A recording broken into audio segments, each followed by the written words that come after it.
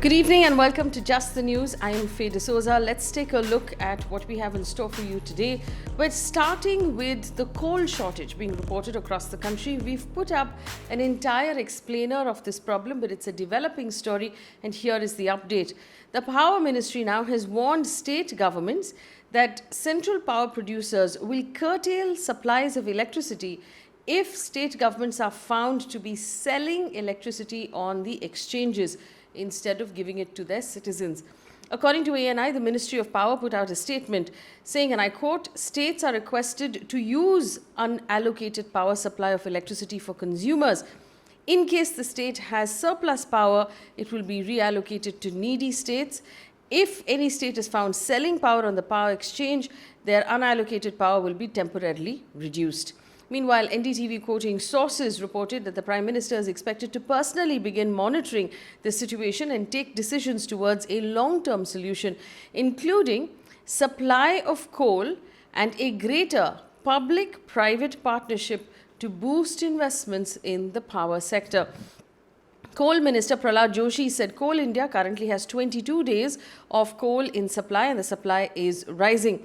In the meantime, state governments have not entirely put this to rest. Delhi Power Minister Satyendra Jain on Tuesday said that there is no coal power plant in Delhi. They buy electricity from the coal power plants. And he said right now, National Thermal Power Corporation, NTPC, has capped production capacity to half. He says there only could be two reasons for this. One, the shortage of coal, and the second, the centre is cutting production by half. So he's left a question there as to what is going on. Remember, many states have expressed concerns about the shortage of coal leading to a shortage of electricity, leading to massive power cuts in their state. The central government has downplayed these fears as of now. Also, in other news, the government's subject expert committee has recommended granting Bharat Biotech's Covaxin emergency use among children in India between the ages of 2 and 18. The Drugs Controller General of India will take the final call.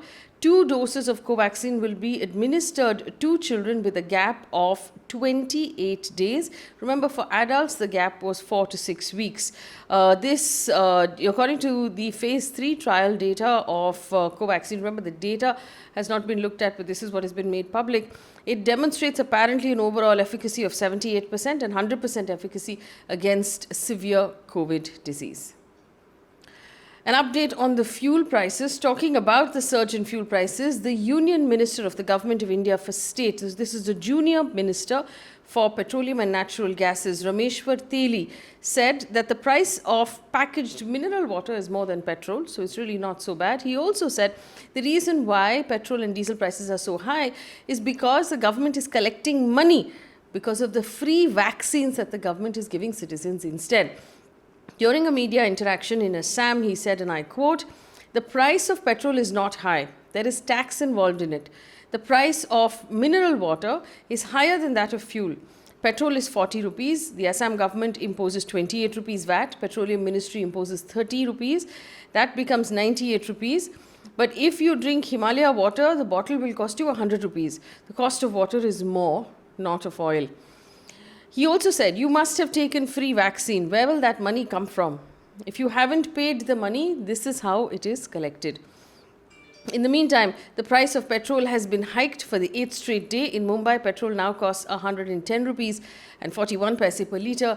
Diesel is 101 rupees. There is, of course, a problem with the minister's calculation here because the price of the cost of the vaccines was budgeted in the last union budget announced by the finance minister.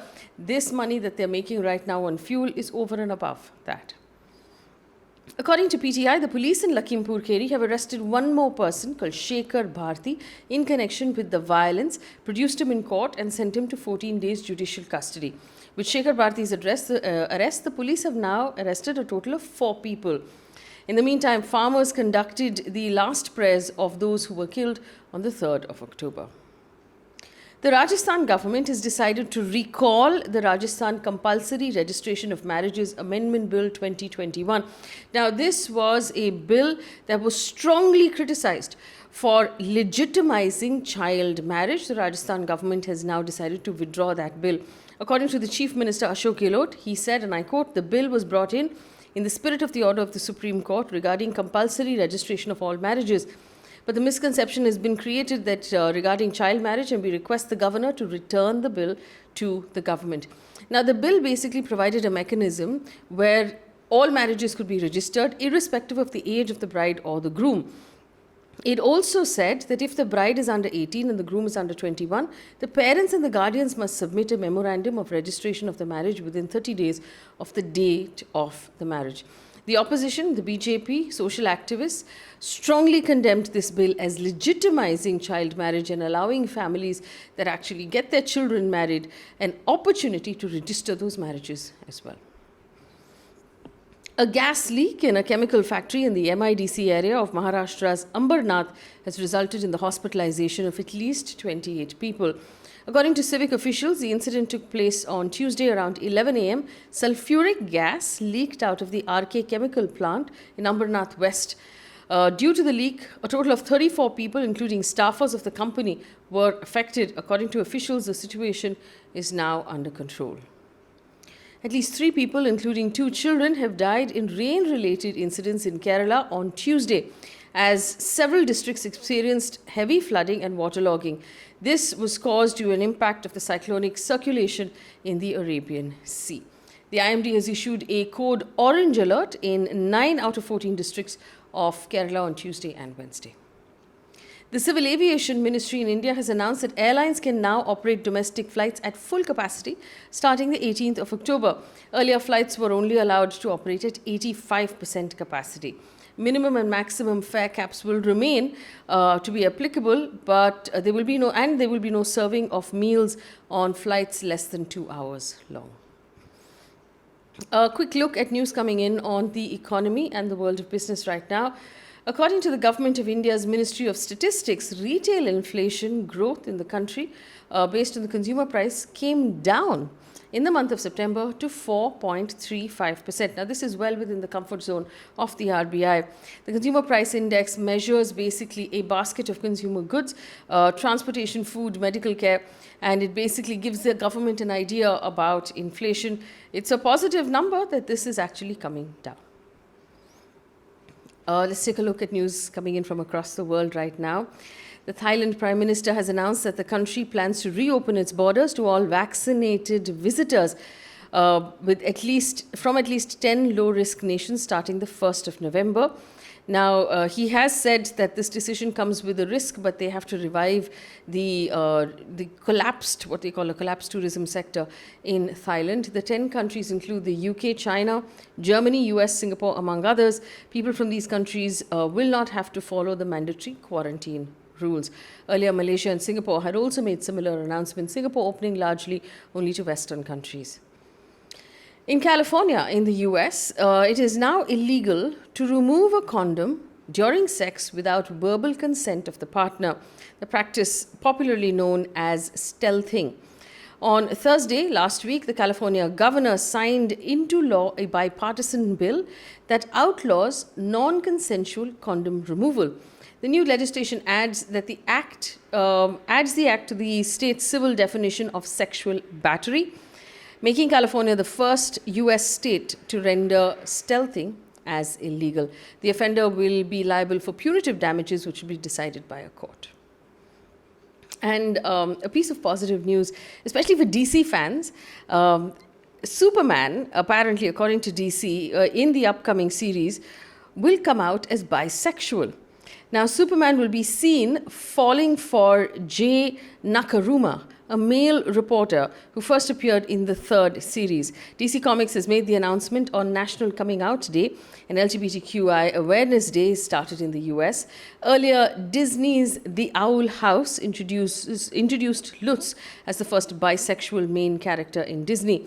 The aim is to normalize and break stigma around LGBTQI relationships. We have one more, though, before we let you go.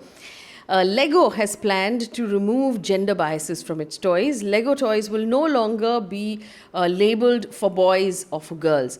Lego customers can no longer search on their website for toys based on gender. Instead, the themes will be passion points. According to a survey, 71% of young boys feared that they would be made fun of if they played with toys that are termed girls' toys, and the fear that was also shared by their parents. The study also found that parents still encouraged boys to do sports or STEM activities, which is science, technology, engineering, and mathematics activities, and girls were encouraged to dance and dress up or do baking. A survey was conducted among 7,000 parents and children aged 6 to 14 across different countries: China, Czech Republic, Japan, Poland, Russia, UK, and the US. Lego has decided, at least internally, to remedy that and no longer label toys for boys or for girls. That brings us to the end of the news. Thank you so much for listening. Leave us your feedback. It's always our pleasure to hear from you. And we'll be back day after day to bring you news that is purely information, no bias, no shouting, no debate. Thank you for watching. Good night.